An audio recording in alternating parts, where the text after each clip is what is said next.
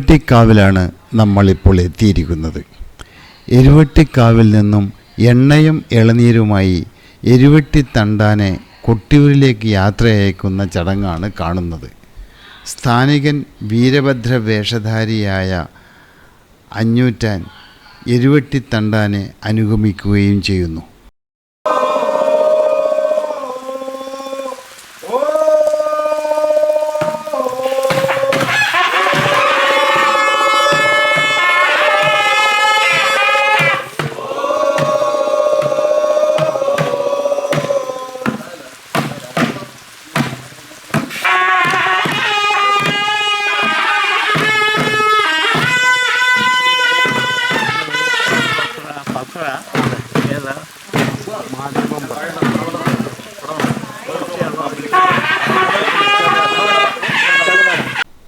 എരുവട്ടി തണ്ടാൻ എണ്ണ തലയിലേറ്റുന്നു.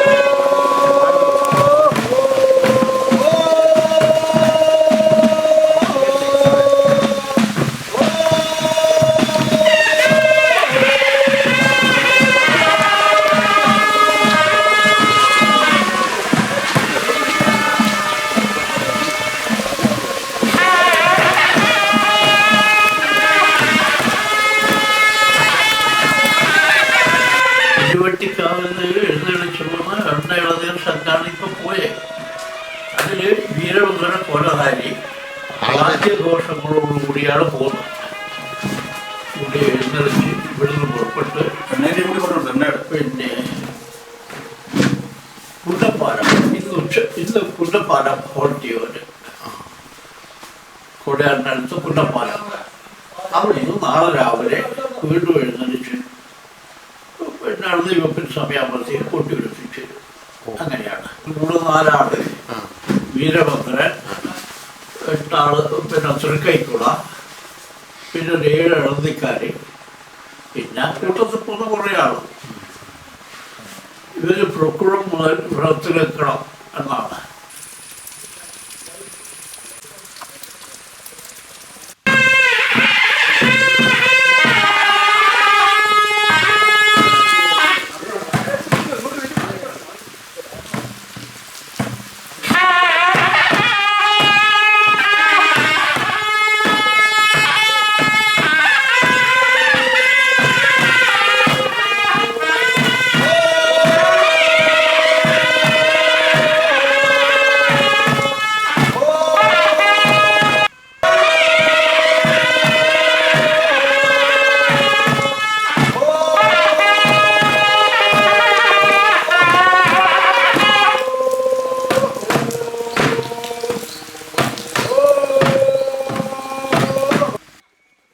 എരുവട്ടിക്കാവിലെ ചടങ്ങുകൾക്ക് ശേഷം ഞാനും ശശിയും കുടുംബവും അക്കരെ കൊട്ടിയൂരിലേക്ക് പോകാനായി മന്തഞ്ചേരിയിലേക്കെത്തി. ബാവലിപ്പുഴയിൽ ഭക്തജനങ്ങൾ മുങ്ങിക്കുളി.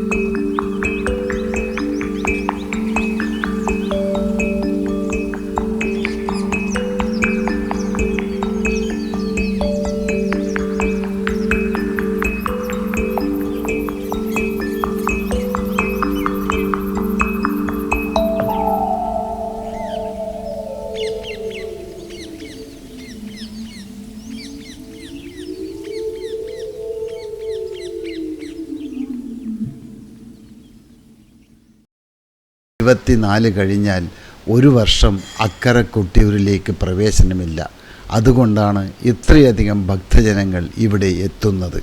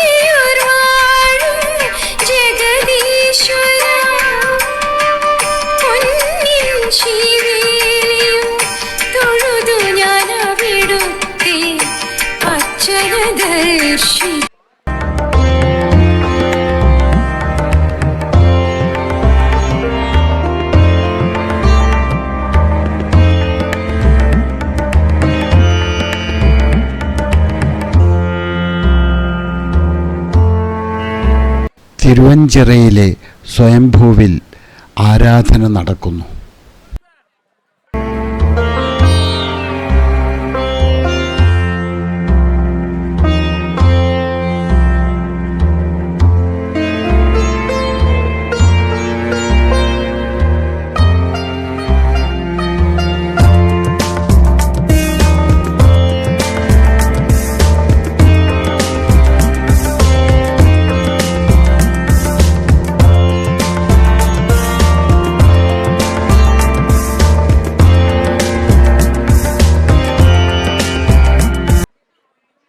എന്തുമാത്രം ഭക്തജനങ്ങളാണ് കൊട്ടിയൂർ ഉത്സവത്തിൽ എത്തുന്നത്.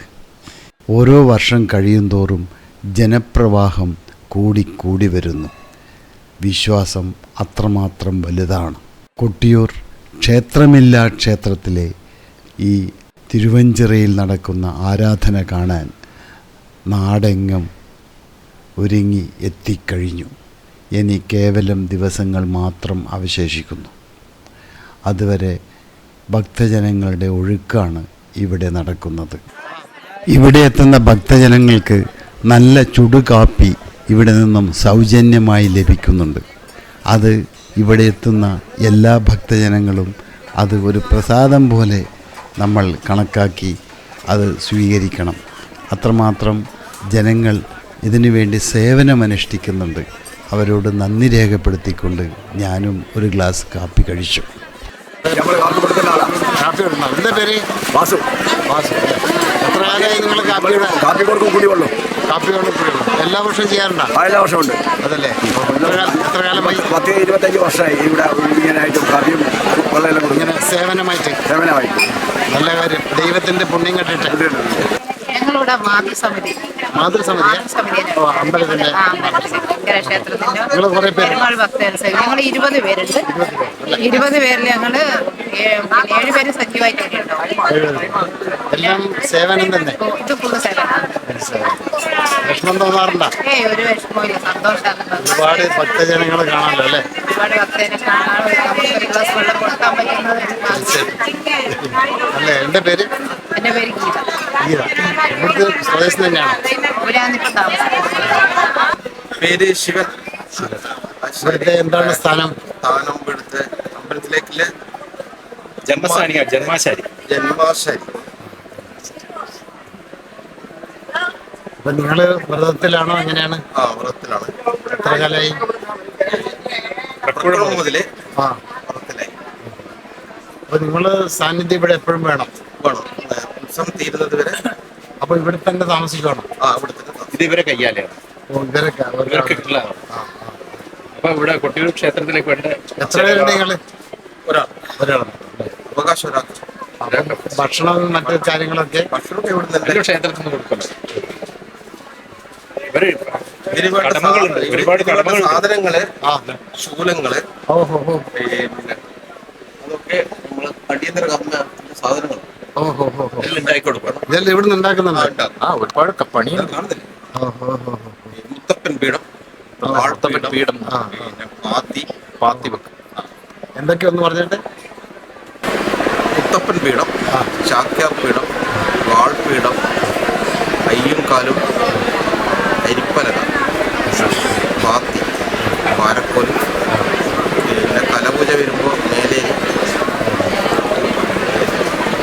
കൊട്ടോടം, തോണി, ഉലക്ക, മരക്കൈലി, അതൊക്കെ നമ്മൾ എല്ലാം ഇവിടെ നിന്ന് ഉണ്ടാക്കണം. എല്ലാം ഉണ്ടാക്കി കൊടുക്കേണ്ടത്. പാത്തികൾ എന്ന് പറയുമ്പോൾ 3 പാത്തിയാണ്. ഇളന്നിപ്പാത്തി, നെയ്പാത്തി, ഇളന്നിപ്പാത്തി, കലശപ്പാത്തി. 3 പാത്തി. അതെന്നാന്ന് മനസ്സിലായി. പാത്തി അവിടെ അഭിഷേകം ചെയ്യുന്ന അത് ഒഴുകി പോകില്ല. ഒഴുകി വെളിയിൽ ഒഴുകി പോവാതെ പാത്തി വെച്ചിട്ട് ഒഴുക്കും. അതിനാണ് ആദ്യം അഭിഷേകം ചെയ്യുന്ന നെയ്യഭിഷേകം. അതിന് വലിയ പാത്തി വെക്കും. പിന്നെ കയ്യാലകൾ വേണ്ട, കയ്യിലിക്കും, അതൊക്കെ ഇവിടുന്ന് അത് ഉണ്ടാക്കുന്നുണ്ട്. ഇവിടുന്ന് കൊടുത്തില്ല. കൊടുത്തു. ഇനി വേണ്ടി വരുമോ? അല്ല, ഇനി വേണം. പിന്നെ വലിയ വട്ടം പായസമില്ലേ, തടപ്പള്ളിയിൽ. ഇതെല്ലാം സേവനമാണോ? അല്ല, സേവനമല്ല, ഇവരുടെ ഡ്യൂട്ടി. അവകാശമാണ് ചെയ്യേണ്ട. വലിയ നമ്മള് നല്ലതില്ല. അതെപ്പാ നല്ല ഇതൊരു ദക്ഷിണ. അതെ, ജോലി എന്ന് പറയാൻ പറ്റുന്നുണ്ട്. ഭക്തരേശന്ന് കിട്ടുന്ന ദക്ഷിണ, അവകാശം, ജന്മാവകാശം. ഭക്തരെന്ന് ദക്ഷിണ കിട്ടൂല. അമ്പലത്തിൽ കൊടുക്കുന്ന അമ്പലത്തിൽ കൊടുത്ത ദക്ഷിണ. ദക്ഷിണ അമ്പലത്തിന്റെ അവകാശം കിട്ടും. ജന്മാവകാശം. ഇത് മത്തവിലാസ പൂത്തിന് വേണ്ട ശൂലാണ്. മക്കളൊന്നും ഇല്ലാത്തവർ കഴിപ്പിക്കുന്ന ഒരു വഴിപാടാണ്. അങ്ങനെ കാപ്പിയും കഴിച്ച് ഒരു സ്ഥലത്ത് സമാധാനമായി ഇരിക്കുകയായിരുന്നു. അപ്പോഴേക്കും അതാ വരുന്നു ഒരു മഴ, നല്ല മഴ. ജനങ്ങളെല്ലാം തിരുവഞ്ചിറയിലെ കൂടെ പ്രദക്ഷിണം നടന്നുകൊണ്ടിരിക്കുകയാണ്. ആ കാഴ്ചയും നോക്കി ഞാൻ അവിടെ തന്നെ ഇരുന്നു. മഴ, ശക്തമായ മഴ വരുമ്പോൾ വെള്ളത്തിലൂടെ മഴയും നനഞ്ഞും കുടപിടിച്ചും ജനങ്ങൾ തിരുവഞ്ചിറ പ്രദക്ഷിണം വെക്കുന്ന കാഴ്ചയാണ് നിങ്ങൾ കാണുന്നത്. വളരെ ഭക്തി നിർഭരമായ കാഴ്ചയാണ്. ഇവിടെ എത്തുമ്പോൾ തന്നെ ഭക്തിയില്ലാത്തവർക്കും ഭക്തി തോന്നിക്കുന്ന അവസ്ഥയാണ്. കൊട്ടിയൂർ ക്ഷേത്രമില്ലാ ക്ഷേത്രത്തിലേക്ക്, തിരുവഞ്ചിറയിലേക്ക് ശീവേലി സമയത്ത് ആനകളെ എഴുന്നള്ളിക്കുന്ന വഴികളാണ് ഈ കാണുന്നത്. ഇത് ഒരു ആചാരമാണോ? ഇതൊന്നും നോക്കാതെ കണ്ടും കാര്യങ്ങൾ അറിയാതെ കണ്ടും ഇവിടെ വരുന്ന സ്ത്രീകളും അമ്മമാരും പുരുഷന്മാരും തന്നെ ഇതുപോലെ കല്ലുകൾ അടുക്കി വെച്ചിട്ടുണ്ട്. ഈ അരയാൽ തറയ്ക്ക് ചുറ്റും ഇതുപോലെ നല്ല കല്ലുകളുണ്ട്.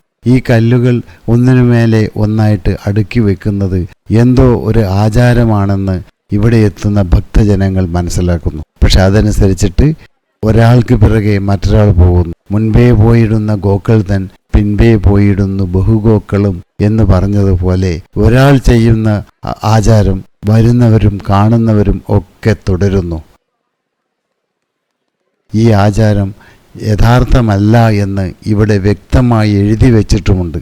എന്നിട്ടും അതൊന്നും കണക്കിലെടുക്കാതെ ഇതേപോലെ കല്ലുകൾ അട്ടിക്ക് വെക്കുന്ന ആചാരം ഇവിടെ വരുന്ന ജനങ്ങളെല്ലാം തുടർന്നു വരുന്നു. എന്തിനു വേണ്ടിയാണ് എന്നറിയില്ല. പോട്ടെ, അവരുടെ മനസ്സിന് ശാന്തി കിട്ടുമെങ്കിൽ അതും ഒരാചാരമായി തുടരട്ടെ എന്ന് മാത്രമേ അക്കാര്യത്തിൽ പറയാനുള്ളൂ. ഇവിടെ എഴുതി വെച്ച ബോർഡെങ്കിലും അവർ ഒന്ന് വായിക്കണം എന്നുള്ള ഒരു അപേക്ഷയുണ്ട് ഇവിടെ എത്തുന്ന ഭക്തജനങ്ങളോട് പറയാൻ.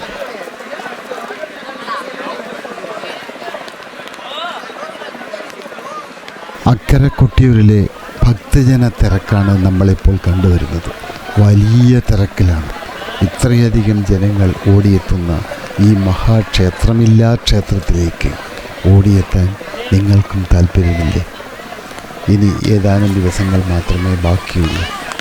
ജൂൺ 24 ഈ വർഷത്തെ കൊട്ടിയൂർ വൈശാഖോത്സവം സമാപിക്കും. അതിനു മുന്നേ എത്തിച്ചേരാൻ ആഗ്രഹിക്കുന്ന ഭക്തജനങ്ങൾ എത്രയും പെട്ടെന്ന് കൊട്ടിയൂരിൽ എത്തിച്ചേരണമെന്നാണ് പറയാനുള്ളത്. ഈ ധന്യമുഹൂർത്തം ഇനി വീണ്ടും കാണാൻ ഒരു വർഷത്തെ സമയമെടുക്കും എന്നുള്ളതാണ്. അപ്പോഴേക്ക് ഈ ലോകത്ത് എന്തെല്ലാം സംഭവിച്ചേക്കാം.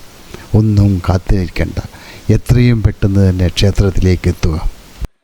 തിരുവഞ്ചിറക്ക് ചുറ്റിലും കാണുന്ന ഈ ഓലക്കെട്ടുകളെല്ലാം തന്നെ ഓരോ കയ്യാലകളാണ്. ഓരോ സ്ഥാനികർക്കും ഇവിടെ ഓരോ കയ്യാലകളുണ്ട്. ഈ കയ്യാലകളിൽ ഭക്ഷണവും പ്രാർത്ഥനയും ഒക്കെ നടക്കുന്നുണ്ട്.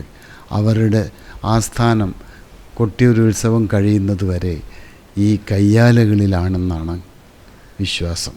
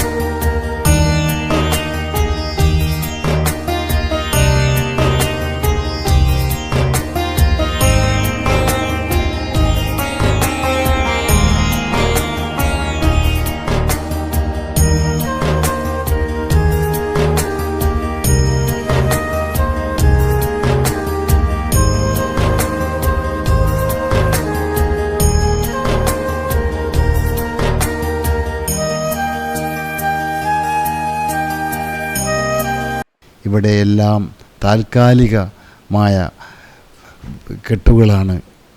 ഇതെല്ലാം ഒരു ദിവസം കൊണ്ട് എല്ലാം പൊളിച്ചു മാറ്റുകയും ചെയ്യും. അതാണ് കൊട്ടിയൂരിൻ്റെ പ്രത്യേകത.